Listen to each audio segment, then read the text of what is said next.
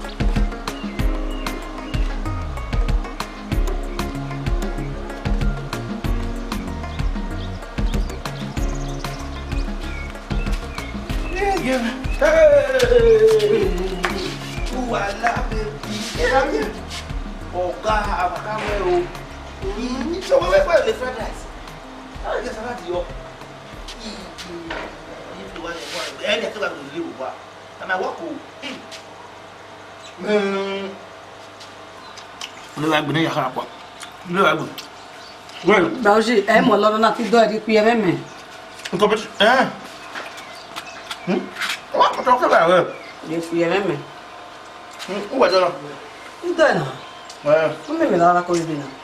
Mo ta wa ko gwe o. O di yo no ko ai di yo. Ina na ko bi na. Nere na. Nere. Nere. Te yo ya o ya pi yo ku wa. Ya. Ma wa le ko wa ya le ko. O we so bi. Raju mo ko. Mo me ba. E te tu le ba na ai ni na se wo wa nínú to la. Okay. Mo me ba la ko.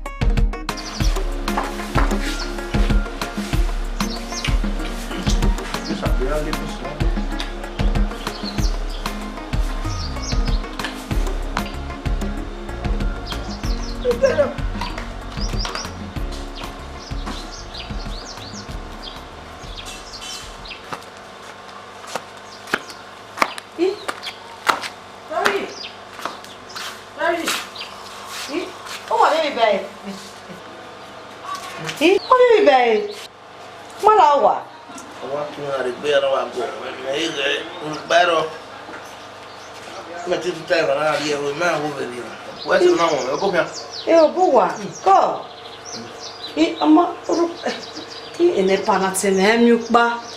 Mani wa magari do ta. No need. Po. No woman nana. Je yan ri pare o gbe du kire wa si. Mo generator tu we ko pa de resi. Ni ma ko me o ko o be gbe. Yan ri pare na wa awa ni wa. Wo me de okay. Mama, nyero wa ni akwo e. Ni ga je ri pare ni wa lo bi egbe ya wa wo rin. Oyo wa no. Me mi wa ya akwo no. Sha ni wa la wa e de bi bai.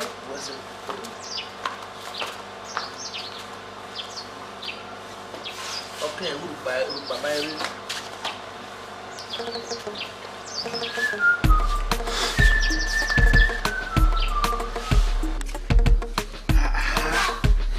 Wala na o ma ela na me tena to me lero nke hey krio again I'm believe you to kitchen get dry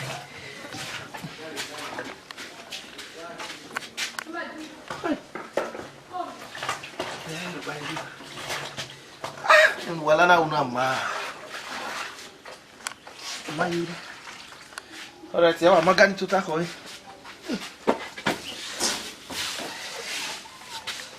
Wala do ya wa.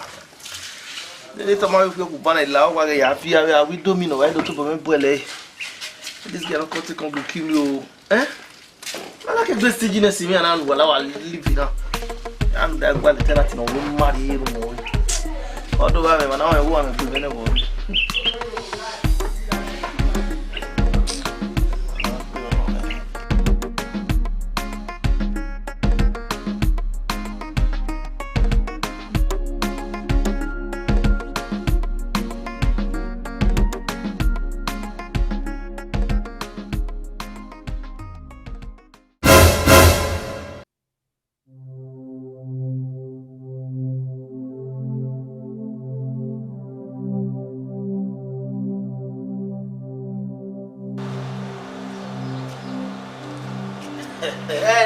Enjoyment wa no.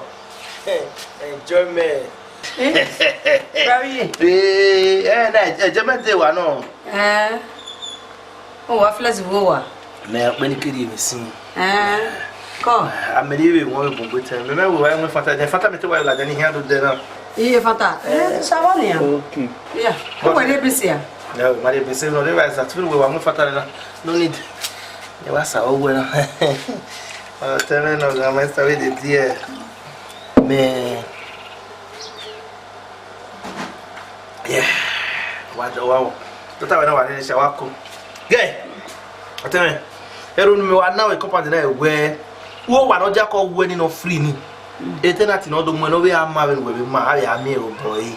E ma wa ya wo be na be jena. No wa be a je video. What talking? Ise o nega go mo ne no gbina. Da me jena igual no tu. Ka. E wa ta wa betani.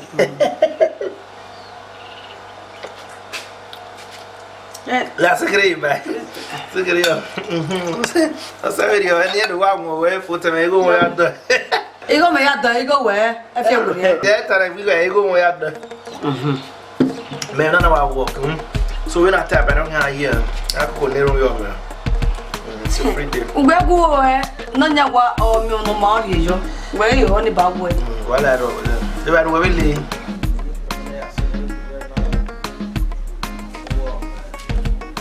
My brother.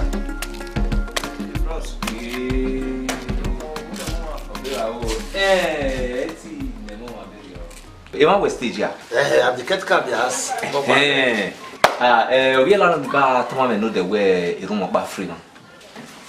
Na we need take what we na be mu. Okay, what? Wo wa tomate egbo.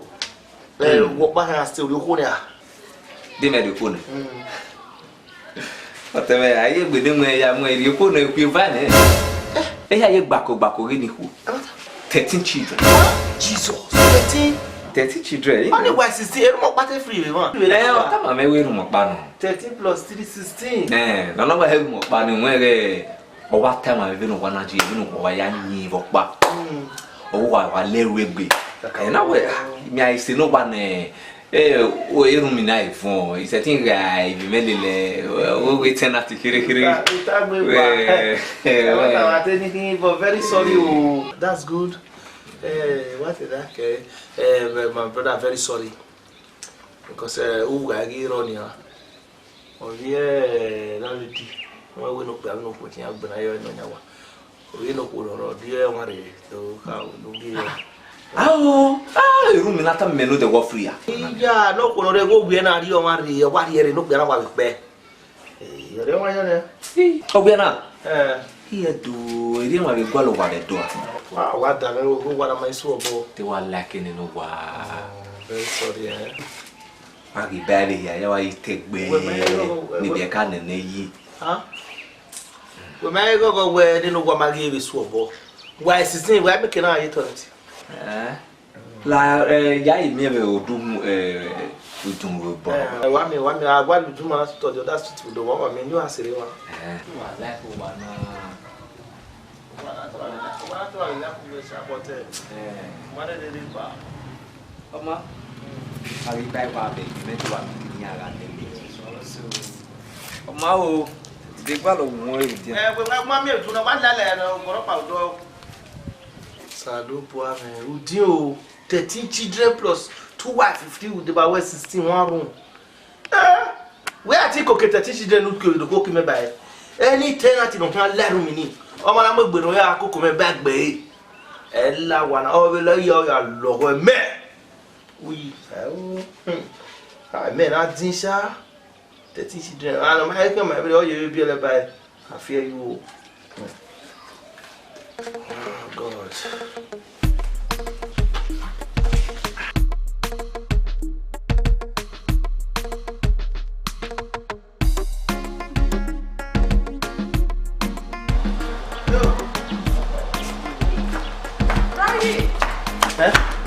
Oh yeah, bana.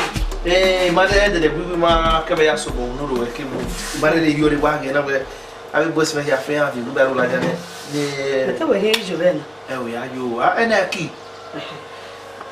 But no me ya. Stop o na. O be la le dire no de. O me ya. O ka ma ni me o ga. Me yo wa. Yi mo sa. We ka zi egbe ne ni me ka gun ne. La lo do la le di are o bi na re bi na. La le di na ko problem no. Was it Borre no de. E mo yare. O ga me ye go ji yare. E no mo de gwe. O we go cooking ma hasani. Iya ma ki gwa le veri, je ma gwa le veri o. We na pay every 3 months. E no do ga 4 times in a year. Na me na tell me ha ma gwe. E mi ya ma me le go veri o le tete mi ya le go gwa na ma mo. You understand? O we no ma tete mo gbe no do pa be ya. O be ta se be no gwe. We ye me ni ku. Iko he agbe we kan. We dey get any try me ko gbe a. I dey I know my level. Just as I dey push me back from my I know myself. Oh me ya. Iya iko gbe o ki gba na be ase a. Me ya go no the day we mi kere be no we ya kele amu. Wa kere ni hini ha. No ma iya ba yo mi no wa paki yo wanare. O gwa na ma be place na. Wala ma se do o paki. Ai o gwa so no wa wo no de. Wa te paki ni e mi wa si me ka e dere zo kere wa so no wa ya te wa ya te do gbe mu wa Ami wo kere so no me no de. We me wo bi mo wo me wo na wa pack don he se me na E kene ri aje ji be do ato we. Because o gwa na do to agbe. E na me we e ge ya e government ja pay no one year. Ye ge every month. Okay, then I pay every month nana. At least I be the ogono na I maybe ya ni be. I want to pay every month. Okay, back go ya fe no go be ya pay 3 months. Ogoni wo la. Igiri be. La ogoni wo. Dele no me to me ya ri wa ni ya hu ne. Kakabo. But we ite me packing. O ipa. Iyo ba kan we na packing gbe na o pi me we okuwe. O we ubowo bo. Me ha we abo me na pole we ba bo wa. O ba te me ri to a. Why bo wa bo ri rumo pa me wo. O fo ni na ko we. O no mai bo wa. Ise do ya fe wo. Di ya woni me be ni ya be ya una ya we wa pe wo be ya mo wa be. Just say na. Ba like ba ite ni la. O ma he ase pe. Wa bo ri rumo pa me wa we. Ma baba yo. E pack yo. Ebi re ago bread be no ago no ma be pa lo gbe no. Ya je pe. Rauji. Ebi re o. Ya je pe re.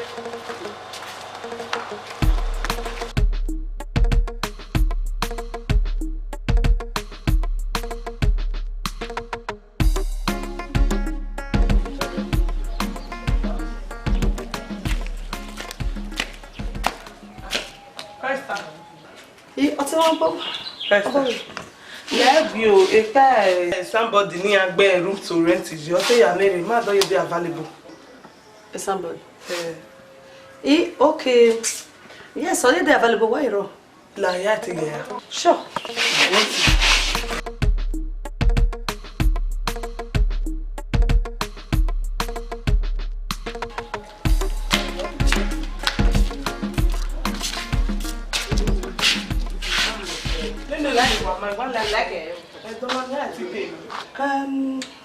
When one she no nya e man stage. So my ya ma why we all in charge. Yeah, setting you. Yeah, look. I been letting allow what about him or ya kese. Wa wa look bona. Okay. So wa le bona. Wa la so to. What? Dawi. Na me ano we o say me wa surprise me na le did food at me. What even where we were not free go we le ko do lo you gan. Be o wa mu ele. E na we madam ure jan. Awon ma egbe mo ketika. Awon bi atare we o wa mu ele. Yeah, they no want to go ni bi ni na. O ele if you come ma we gi afi fo ni na wa be gi wa pe. E na ma wo pare ni no wa. Ele to pa bale o wa re be de bi o. Then na the way like di my we no ya ra yo. Oh, wo we. Okay. I will be on ya. What will come out get car one? No, I know I would do too. Well, no one. On don't there. Gabi ko. Oh, no. Okay. O marry. No, don't marry me. Mama ta. Mama ta because since you not well I did not need here no. Wait. Manota wa. What am fi wa lo? Manota. We wa mo. Awa na ata. Unu ere to omodo ne. Unu e mo me. E wa ru kaka no. No. We me tell when I did the map wa the way e gwaluwa. Then me na use initiative we me ya no we they tell you kule. O here ka we provide we make 13 e wa me. Bele they take born no. E gba about give by lele dia me go ko ma de ne na sai gbe gba ya. Oh, then me yage get none of the video no my phone no marry. That is not that show but my phone no marry na single game. Mana aba nota because I came more wa na one is so se food no ya be ni un gba na ri ba de. Browse. Oni ma suppose no problem we.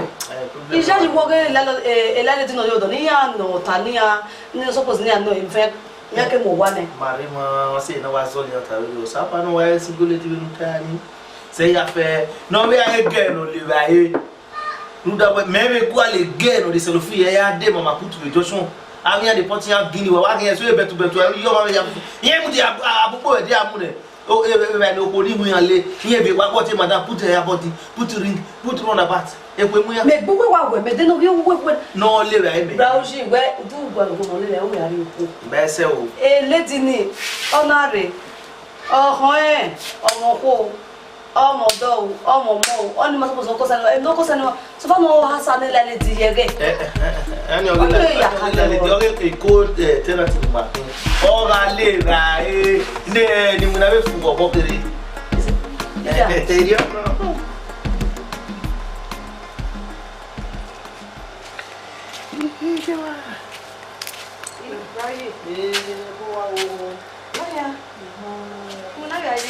avec bon sabor ou sabor o gane be na o manya sira bagire no e bisi wo wa e wa da le ya do le bisi o tebe kara yo be na sabor wo ni wo ama wa ya kakabo alright ya o yo ideu ya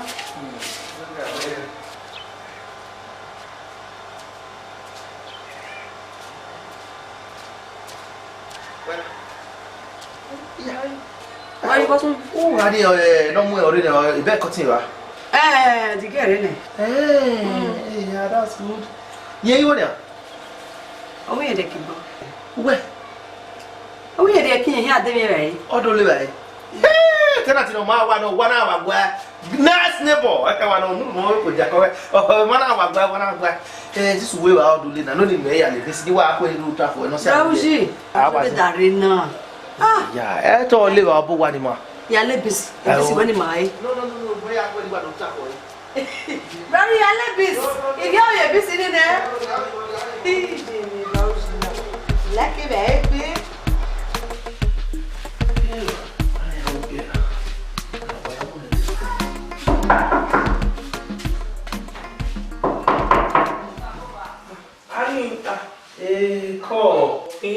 Call brother. Yo. Neighbor work with why when say you man wala kama me mu wa ne new girl. But na okeke be mi ke bari mu na. We see. Yo. Call brother. Maybe le mo wa say di manare la dia musobo. I uri bai. Call brother. Oh. Ubiale. Muna me wa ni na direct. Idobore de amegbe wa kiwi na re. Okay. Ile kena be ya ga wala no ba we dogun ri ba e wu le ba gbe akun. Ah, o mana fi we again now. Ba na here gwa we.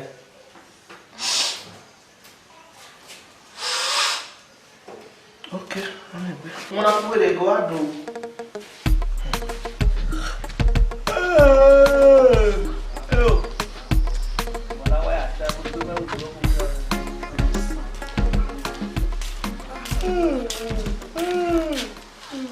Oji. O fe ko nyanya ze pe iti abetin iki ati lawe ho. Be wa wo me. We ma ye pasin. Oh, me wa ye na di na. Me we ya ori ba me ogu we leti ne be ko wari. Oh, go ni wo. Me ido sasa di ne ba me na wa do yere we 9 o'clock me ya dis we na say na yere last one na me too. That's to say one of a push a wheelbarrow one go one reason. Yes, oh, newe. What's my wife move? My was track, my mother, why are you here? I let her. What's my wife holiday? Go on now, it's a personal work now. I know. That's nice. And no, not the sober bar. What a water. No, I'm here in the year. I mean, when I travel, my battery one away about the third person. Here in the I mean, I can't wait to ask my new landlord, tenant. Oh, New tenant. Oh, call. Where say, Yaru let me one. Yammy later. Bye bye. I feel cold. Now, clock here and Harris. One of you will probably live every week. One of you who told one hour. I made that call.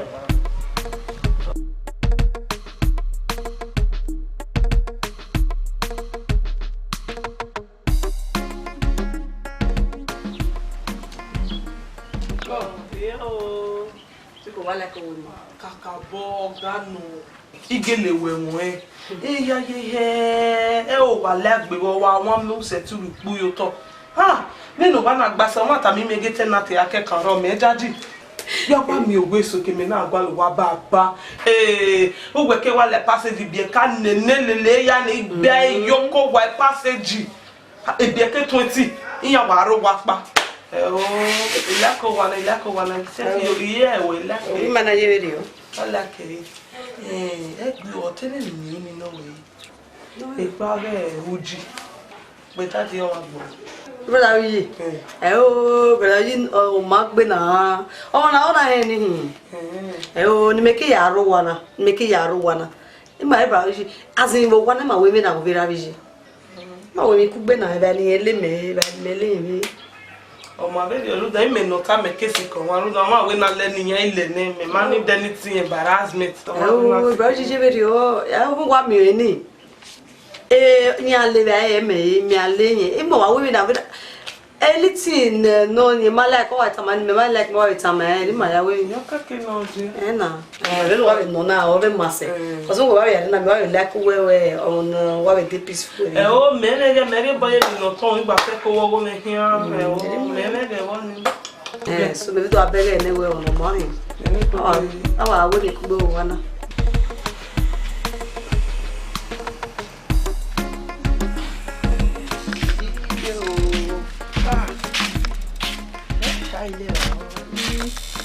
Oji, abokin o. Ti o be na to ebe na ne kiri. Atake wa bi na ta egbe na gbo kile gbo. Ni na ya je e. Ayo bon saba ayeti ngune tiro amuna gbe wo ri go be park be do. Wa ngune ya wari ticket no ri no ke ya balance le go ba. Tiro le no fi eso wa. Wala. Mi wa mu wo na egbe. Eni ado ya be akebu na e ba na egbe do la ko do live aye wa wa me gbe me ni kiri. De wo ni. Ya wu ko ni yi. Ife. O le rai. Ma do ati gun lo me. Ise ti bi arogwa no we ke iwin na re wo ve we no ale re. Iwa le yan fry egg yo. Ibe we hewe. Oh, boy, my friend. We wa kokori onu ya bala me ko egbe o ti emi vi ogbo wo wa. Very nice. He like any. Me ati wa we listen. O je be ti wa e. Ko. O be egbu nyi enu nyina. E o wala wa nyi no ya to se wala. Ge, o asa ma asa o. Lale obi lale di ari mo kama we. Iwe bro. Kwakbi. E wa no ri wa di me. Okpa ma ya yin ri wa lasa ma me wetin ma yin wo ye ra bi je. When we wa we yina. When we wa we manana. You will last for this house what at all. I went to me go ask you ma asa but I live e wa ri enu yi. Uyi, obi agbon be mi enu we ya kokoko yi. No dey wa dey be ri adu wa. The brother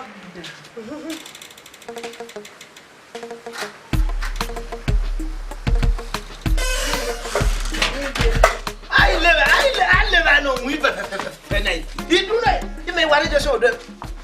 You so live I agree. Ah, oui. He won't let on the way that I got a gap. Melhor. Era me. Salo boy. He want with la wo wedo give him who am gbere. Yeah, melhor. Era me di wa betra. Ruda we hu e wo do here with me dey ojo wetin he kwa wo do. Oba lo na eva na give ye ni aloboro pa na gwale no le hu ya be bo. Yeah, ere ohun ya. Bi na gbe gbere ibe kipo ni me wa. Nula wo ya be mi awewe ni hu e na ba kan me he me ba na yo na me de kan ya e bo akono ga de ku e va e ha no ni ya wu ma be ba na Oni gwe be mi aji abi me va be le ni me we ku we ne be aye ne me be golu gwe sin na we make no jigi la sa we so re ya wa ga wa ri e no ton. Oh my man, good persons na ya fe me we atem wa na me rek wo do ba ko pa we do mu he na we o madana wo second ya kwe wa fa nda me gbe wa ni bi ogwe e ba afa ni ale oluga no wa kuta ya la wo ye kwe ya ka ya ri e ho na bi ba Ama o god na me o e wa le ro ga na ya te we na wa do kokori ya wana ma te me do bero sabo ade ba wa wo hanu ka yo wa na o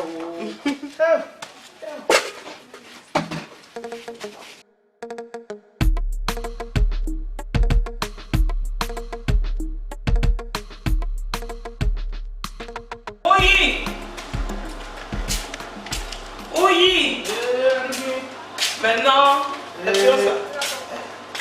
là, il n'a pas de mon goût. Ko wari o gume o adigwale wo ni we ni gbe mi we ya pere ke wari ni oko ma popa o bere ri oko wa we se o bebe o ato ai mi o ai just na feel ni bi ni feel la you ma na re ma ya gbo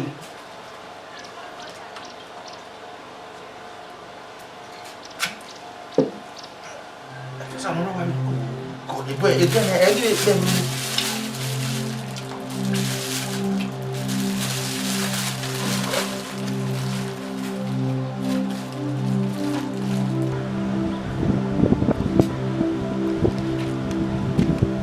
ah oyi wa ye mi ko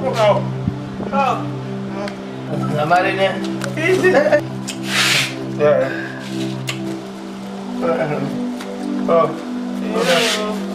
o ma le tebe do de ba we agwe so ya ti to do de ba but I go yare now with bread and then sorry I don't come here that way e mi le ra fo e mi gidu we do we ya do we me won wa die kere na ba no mo ha me dan gbo ma oni ye ma we ni ari o wa ya o we kere de ba la wa ru ya le ba ni ma ye wọ́n mi gbé mẹ́. Tama, sale mere ma sọ. De bueno. Vaya me oye, no ana ma, que da igual ba mo. Era pa kan wa ni wa de bread we mi na la wa wa. No be re ba wo po ni we, e kunu yo na, nya we ha wo sase wo. Nu ya mo ba ki we. Uyi, le ba bread we mi na we na ma ri we, a mi sane. We ask why is my phone? Le va my vow. Para tu que le va a dar tu tase. I went out, got him. I was good. Run out with the water. I'm okay. That's you go for the cake, judge you know, I'll do it. I keep going. Now, good. Yeah. Yeah, we are let's better walk around. Yeah. Yes, sir. I enjoy. Oh yeah. Let me marry. Ah. I can't stop. I just out here, I heard it all. Say, I'm Look at money, man. yeah, I'm better than I am. Well, look at that, so I could even walk it okay. I'm a man. What the world is a way put. Hey, look what? Are they your tomato? I'll take back the day I Now we are here. In the way of your answer, in the report, they will also have one.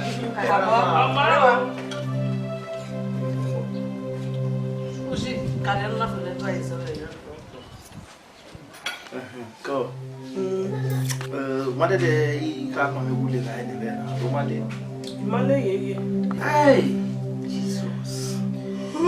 Why, we're here.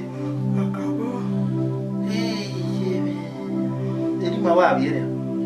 yeah, why are we here? When me can know the over when me, I do it. Tell Mama there. Mama, will tell you, Mama, go TV. A good TV. Yeah, no, a good TV, not very important. The subscription price, I really hear you. Subscription code. Did you ever worry expire? I said, no, we need to do that. I want to do it to anything we have. Huh? Or do it to any program. So, avant, I'm not giving on the two. Where they win that vigilante. When Maggie can not to see Cordero me when you are living. When I'm here, me, I give you another. They are to have you by my I walk. We are to your money. What is it? But my wouldn't. Come. I feel cool. I don't know what is about my year, but yeah, you're I mean, I don't know. The bird, I don't mind me a I make baby can allow you go there. My who can lay at the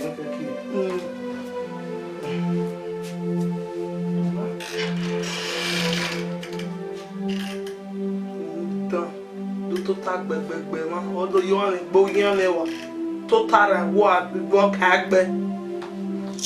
yàrá yẹn bá nílò yẹn kọ́ pẹ́ ní dẹ́gbẹ́sí.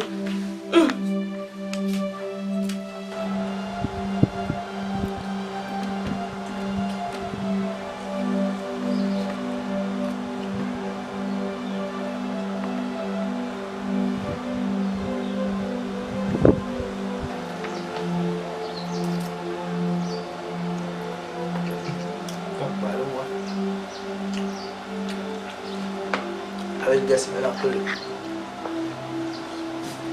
Oh, there you go.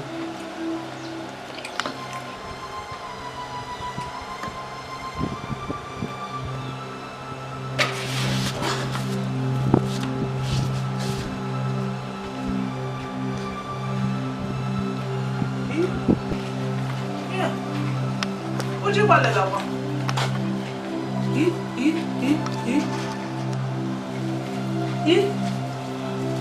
Oh, I want my men and Uji. And I see that I see that I tongue one. I see that I didn't your talk. Only the man walking in the fois. Oh, clap for yourself. Oh, maybe we are not relation. I'm my way.